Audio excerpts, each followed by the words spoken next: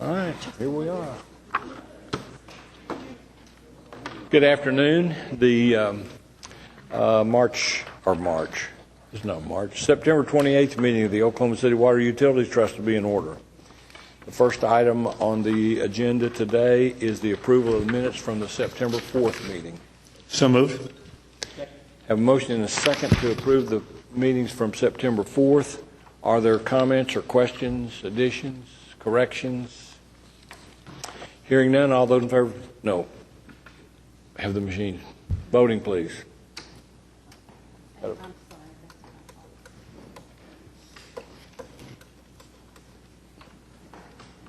Now voting. Passed unanimously. The next item on the agenda is the consent docket. Motion and a second to approve the consent docket subject to individual consideration. Are there items to be discussed separately?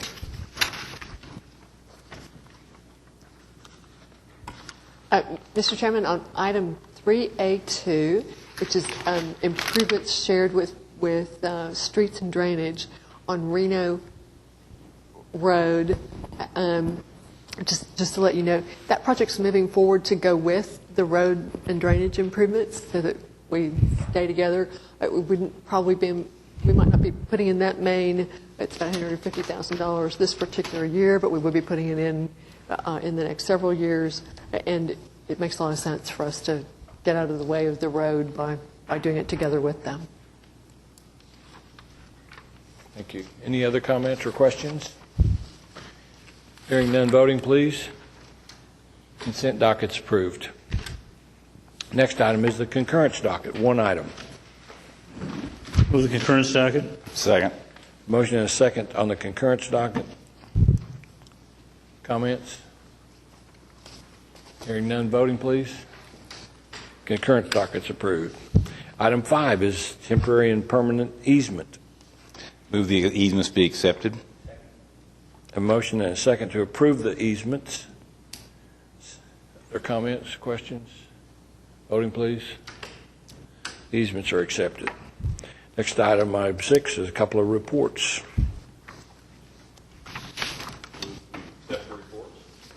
Second. Have a motion and a second to accept the reports. Other comments on the reports? First one is the status report for August. Mr. Chairman, just a couple of things. As you know, it's been a little bit drier weather the last month or so. Lake levels are about the same as they were when we prepared this report.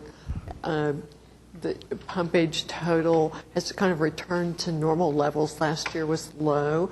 This year, we're actually in the first 2 months of the fiscal year, we're about 400 million gallons total pumpage ahead of the previous year, so sort of getting back on a normal path in terms of total demand. Peak demand never reached the 180 million gallon a day and 190 million gallon a day totals we'd had in the past, but stayed a calm 160 to 170 million gallons a day. Lakes, I think one critical point for you is that we will, on October the 14th, begin the last shutdown of the Atoka pipeline for tie-ins that will then make the pipeline fully operational. Pipeline will be shut down for 2 months, October 14th to roughly the second week in December. At that time, we'll bring the pipeline back up. We're not expecting any long-term shutdowns after that. We complete the pump station rehabilitation project in the next few months after that. I would say your final acceptance may be in April or May, but the guts of the project will be done around January the 1st. Mr. Chairman, I have a question also. On the meters that were installed, I take it, my assumption is sold to contractors meant new installations? Yes. And so that's a growth in new customers on the system? Yes, sir. It was remarkably high for August, we thought, given that tends,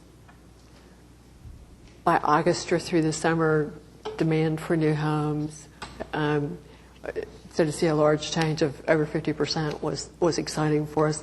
Overall, you're at about this, a normalized rate of 300 meters a month would be not bad.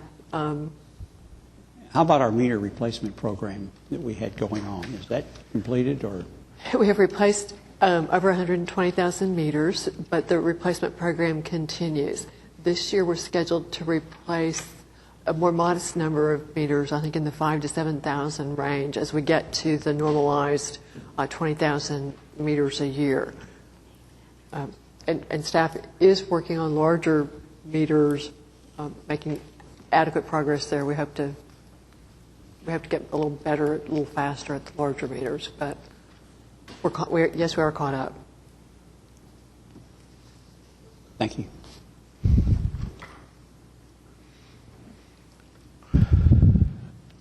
Are there comments on 6B?